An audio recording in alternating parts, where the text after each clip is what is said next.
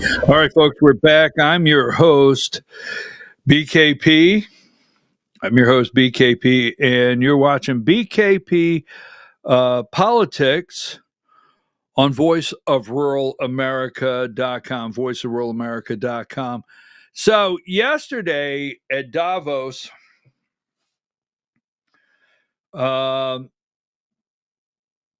let's see. Which one do I want? I want to go with this briefly. Diane. Good morning, Diane. How are you? I know we've got a lot going on today. I appreciate it. We're looking at, again, here's number 47. This is Pete Hegseth will be voted on tonight for Department of Defense. And Tulsi Gabbard gets January 30th intelligence hearing. So that will be January 30th. That's happening. So let me get here to this one. This is interesting. I'm not going to play the video today, but number 78 and 79. Former Politico reporters, Mark Caputo and Tara Palmieri reveal their previous employer blocked negative stories about Joe Biden, Hunter Biden, and the infamous laptop. Now, I had the video.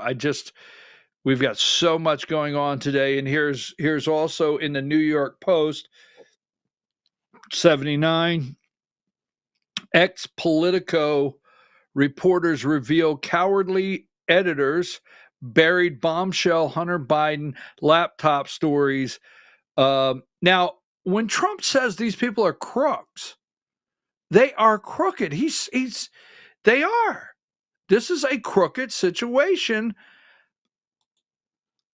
Well, we'll leave it at that. Now, here's a video, Diane, I came across, and I just thought I want to put this out because we've been talking about vaccines this week and money to play. Give me video 7, Diane. Video 7. Let's run this one before we get into the Davos.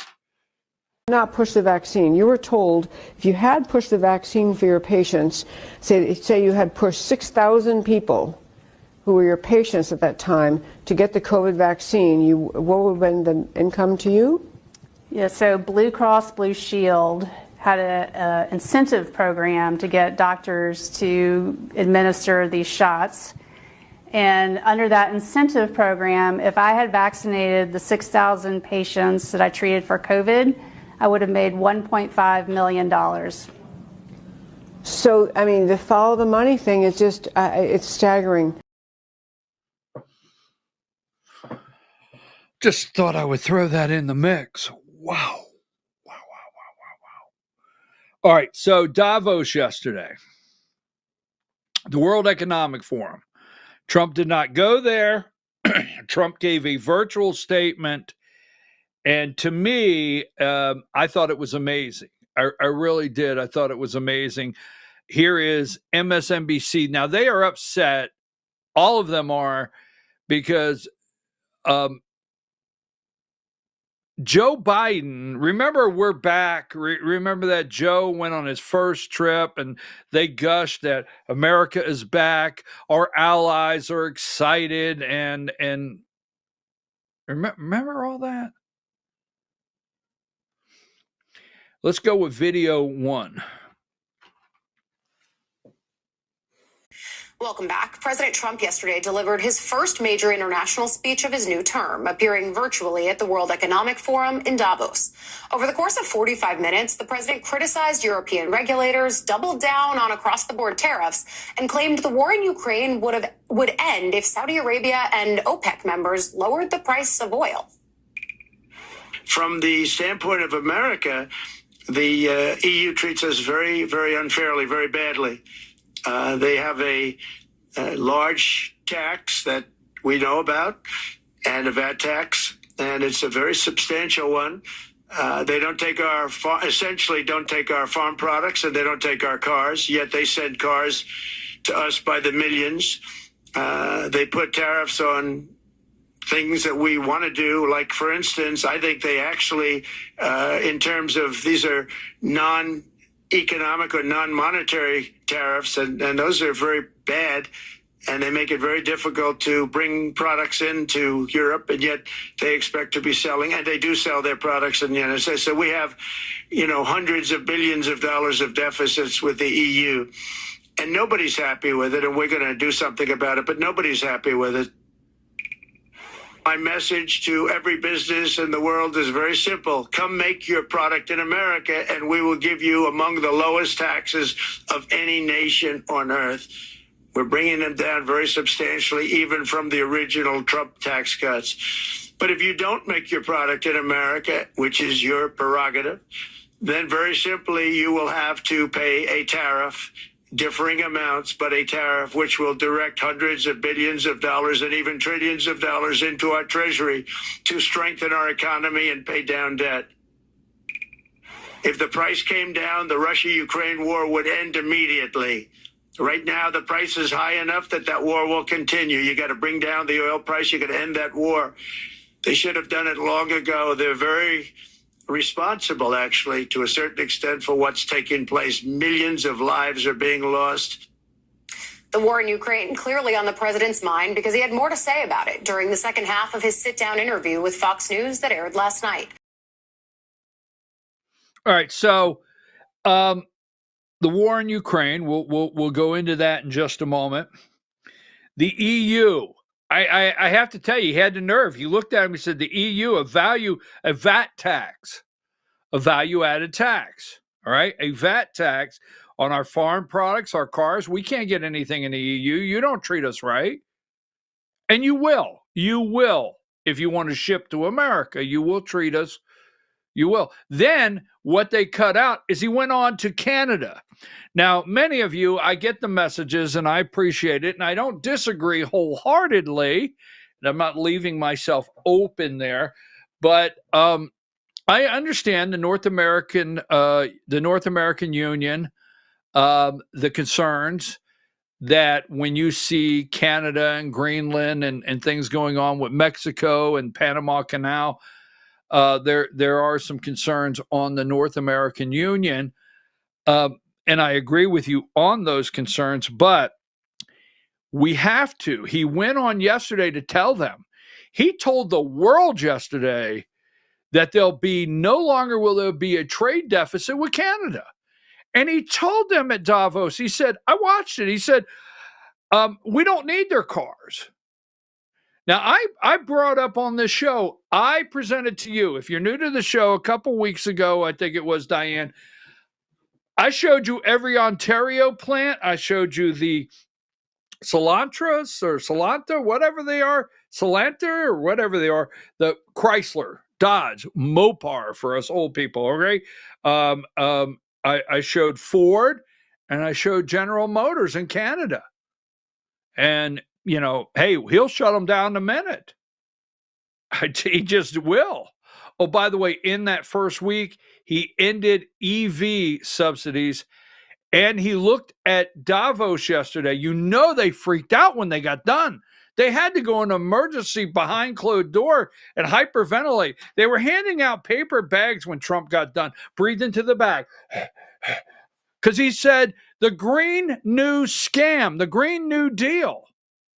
And he looked right at him. He said, we're out of the Paris climate, deal.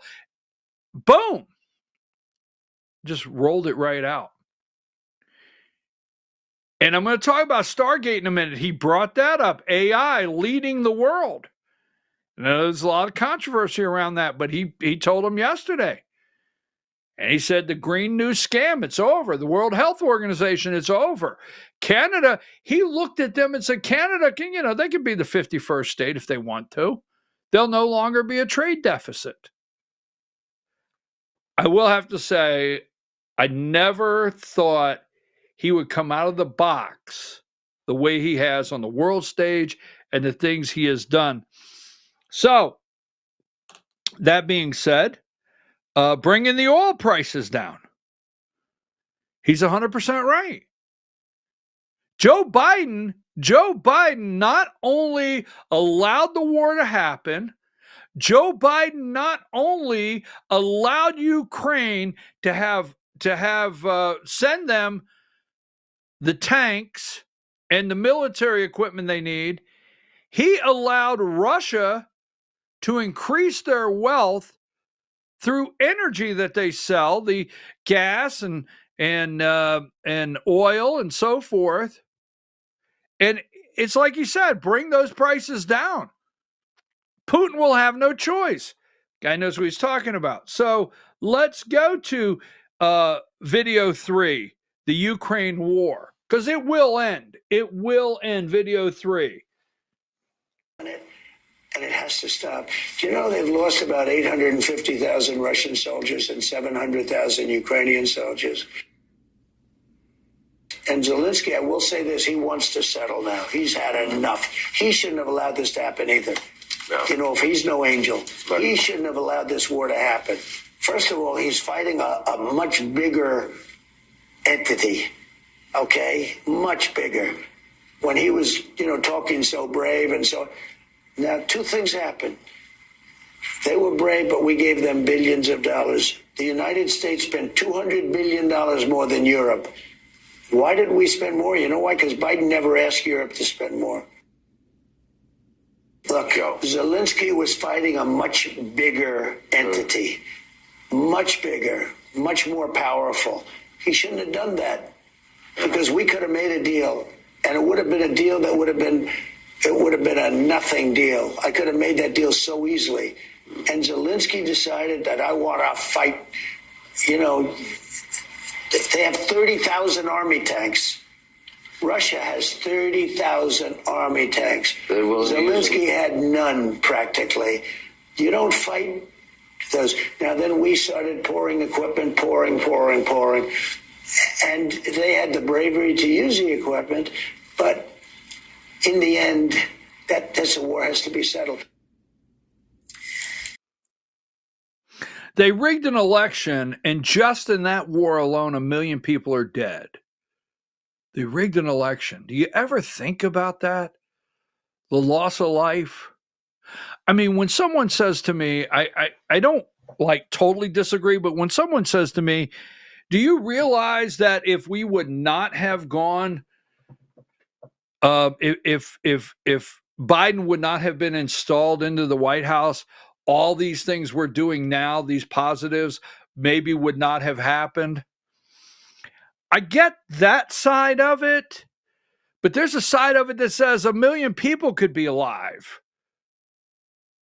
There's a side of it that says that 20 million people would not be in this country illegally. There's a couple sides. There's a side that says that our schools and our local services would not be taxed, when I mean to the point that they can't go on, and our schools are burdened and don't have the money to go on because of the illegals. Our hospitals are collapsing. There's that side of me that says we could have avoided that also. Because every time I hear, look at what all we really found out. Okay, all right. Our schools are collapsing. Our hospitals are collapsing. 20 million people. We don't know where a dirty bomb is. Terrorists in the country. 1 million people are dead over Ukraine and Russia, not to speak of other places in the world where they're dead. Israel was attacked. Hamas, terrorists, 13 military men and women dead in Afghanistan. But look what all we learned. Okay, all right. So yesterday he put it right out there. He did. He put it right out there, and he said, you're right. Zelensky, you can act brave. You can act brave on your horse all day long, but they got 30,000 tanks. So he's no angel. They will end this war. Now, there'll be criticism right now that Trump said he'd have it ended in 24 hours. And basically, I will say this war is over. he will end this war. He put the world on notice. He put Saudi Arabia on notice. He put everybody on notice.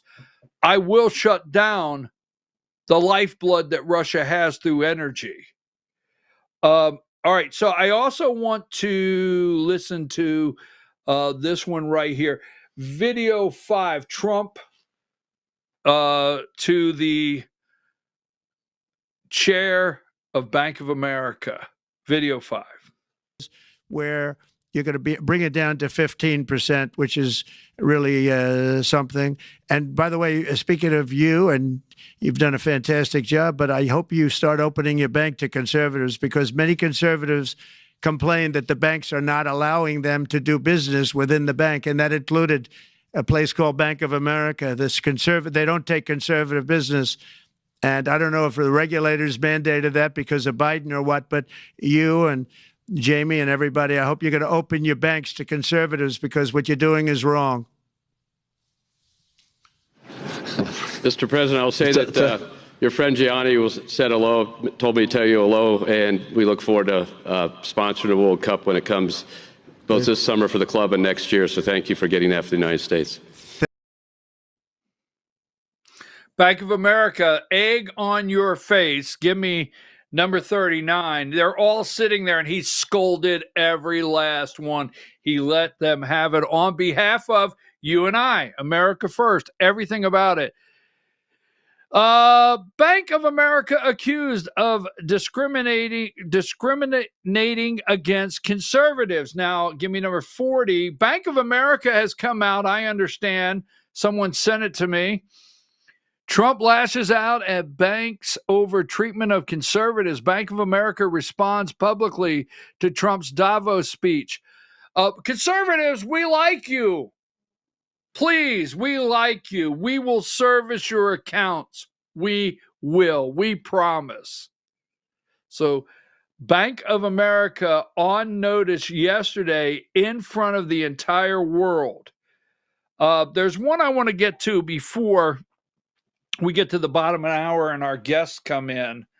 And Diane, our pet of the week, as soon as our guests are done, we're going to come back, and I want to run that before we go to commercial and start our 10 o'clock hour. So this week, both of us together will try to remember that. Diane sends me every Friday. We have a pet, and we discuss when we're going to do it, and we both just bypass it, not intentionally. So number 45, I told you what happened. I told you exactly what happened here. All right. We'll talk about birthright citizenship later. And I want to talk about the Fed interest rates, because he said something yesterday with a smile. And Jerome Powell said he will not. So I'll explain that in just a minute, what's going on there. I absolutely love the way Trump operates. Trump staff furious after Musk trashes AI project. Now, little buddy here, or first buddy, or whoever he is, this Gilligan, come out and said that they had no money. Give me number 77. Now, Stargate was announced. They have no money. And if you push Trump, and I don't say you have to push him for the truth, but if you push Trump, Trump's not going to play games. He's going to tell you Elon Musk's influence in the Trump administration. So this is SoftBank CEO, the gentleman from Oracle, and Sam Altman. Now, I told you this weeks ago. I've said it several times. And when it came out that Elon Musk said, give me number 76, that, hey, they don't have the money. I showed you yesterday where Microsoft said, we're good for our $80 billion. Elon Musk feuds cool off with one big exception. So I told you this yesterday. Let's go with the Stargate. This is video 8, Diane. I'm sorry, I didn't set it up. Video 8. I want to go to 8 minutes and 28 seconds. So go ahead and start it. Cut me off from talking. 828 on video 8. But Elon Musk saying they didn't have any money. There'll be a lot of problems. Related to your AI, EO, just hours after you made that big Stargate announcement, Elon Musk tweeted that they don't actually have the money. Is that true? I don't know if they do, but they're putting up the money. The government's not putting up anything. They're putting up money. They're very rich people, so I hope they do. And I mean, Elon doesn't like one of those people, so you're allowed to. Are you worried that AI is going to replace many American jobs? Does No, that worry you? no. It's going to create tremendous numbers of jobs. It's going to also create a lot of benefits medically for cancer research and other things. It's going to have a huge positive impact. And, we want to be ahead of China. We're right now way ahead of China. David Sachs is one of the all-time experts. That people are amazed that you just met him. I don't know if he's still here. There he is. But one of the most respected people in that world. It's a world. It's a whole different world. And we're ahead of China now because of what I'm doing. And I think it's going to be very successful. Mr. President, please, you just asked the Davos Forum again that NATO countries should. All right, I want to jump to 14 minutes and 29 seconds. 14 minutes and 29 seconds.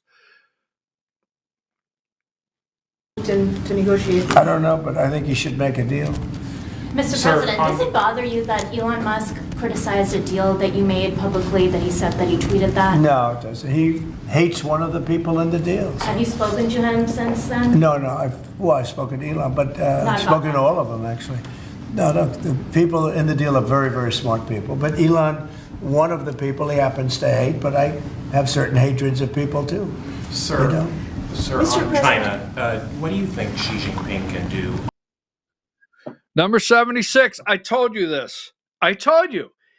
Elon Musk hates Sam Altman. Now, whether you agree with him hating Sam Altman, whether you like Sam Altman, regardless of where you stand on this, I told you this days on end. Elon Musk hates Sam Altman, and the very minute that Sam Altman came into play, he is angry over it. And, Trump said, well, I hate some people too, but we'll get over it.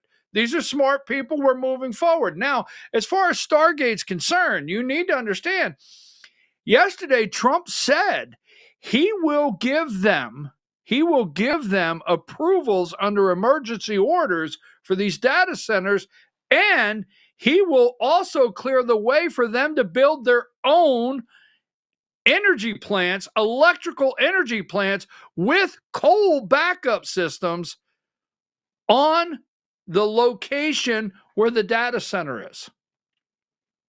So they're going to build the data center. They're going to build the power plant on the same facility, on the same property, with a coal backup center, COAL backup center as they go. So interest rates. I want to talk about interest rates because we're getting close to the bottom of the hour, and I have my guests coming in at 9:30. Let's go ahead. I want to go with the video 8 on interest rates. I want you to listen to something. 10 minutes, video 8, Diane.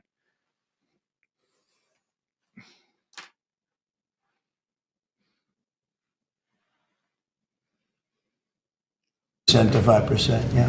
Mr. President, you said earlier during your speech at Davos that you would like to see interest rates come down. How much would you like to see them come down? A lot. And will you talk I'd with like to see them come down a lot, and oil prices will come down. And when oil prices come down, everything's going to be cheaper for the American people, and actually for the world, but for the American people. So I'd like to see oil prices come down. And when the energy comes down, that's going to knock out a lot of the inflation. That's going to automatically bring the interest rates down. Are you worried that You said that you would demand. Are you worried that there's too much going on at once if you're trying to bring interest rates down, get the economy back going? No, it just works that way. I mean, it's just economically works that way. When the oil comes down, it'll bring down prices. Then you won't have inflation, and then the interest rates will come down. You said that you would demand that the interest rates come down. Well, I would.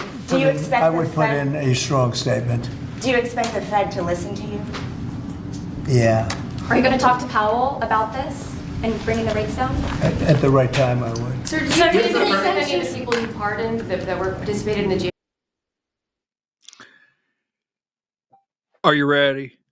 Do you expect Powell, Jerome Powell, the head of the Fed, the chair, do you expect Powell to listen to you? Yeah. Did you like the yeah? I love the yeah. Yeah. Yeah. Do you expect Jerome Powell to listen to you? Yeah, I do. Yes, I do. Now, let me give you the brief significance of that, and we're going to get ready for our next guest coming in. Folks, the reason why Christopher Wray gave his resignation is because the FBI, it is federal, and it falls under the executive branch. So Christopher Wray, he had, 2 more years left on his term, but he went ahead at the FBI and resigned. And a lot of people are saying, well, he didn't have to. Yes, the FBI is federal and falls under the executive branch. Now, remember, Jerome Powell, when asked, the chairman of the Federal Reserve, will you resign? And he said, no, absolutely not. Okay. And the difference is there's nothing federal about the Federal Reserve. That's who loans us money. That's who owns the place. That's who keeps the Treasury pumping all the debt at interest that we pay on the debt. So when you talk about the interest per year we pay on the debt, we pay that to the Federal Reserve that's loaning us the money or printing it for us. Not all of it. I'm going to have financial people break that down.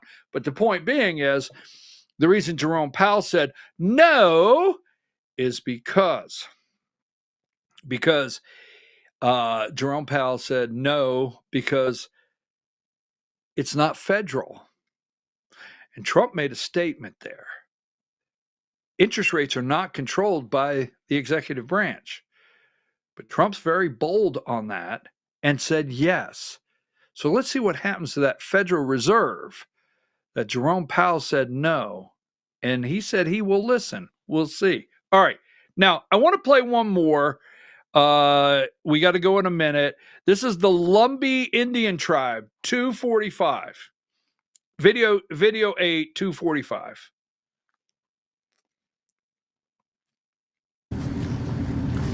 That's great. Next, sir, we have a presidential memorandum encouraging departments and agencies in your government, including the Department of the Interior, to promote federal recognition of the Lumbee tribe of North Carolina. I love the Lumbee tribe. So this is their first big step, right? This would be a huge step for them, sir. Yeah, they were with me all the way. They were great. North Carolina, Lumbee tribe.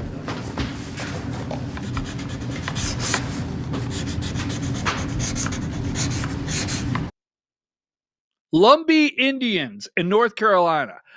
I will close today with, yes, your host has a personal Lumbee Indian North Carolina story.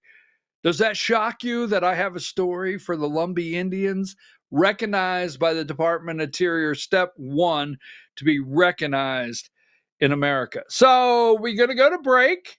When we return, we will have number 30, Senator Chuck Hofstadter from Rome, Georgia, and then go from there to number 31, right there, number 30 to number 31, the Georgia State Senate Majority Leader Steve Gooch.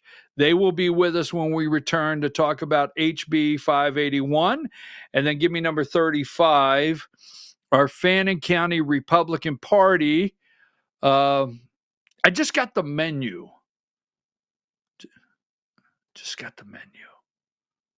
I'm looking forward to it. Oh, I'll tell you. I'm looking. Would it be inappropriate to call it vittles? Like, would that shock you? I just got the menu for the vittles. Do you understand what that is? Fannin County Republican Party, please come join us. We'll take a break and we'll be right back and talk about HB 581 here in Georgia. Take a break.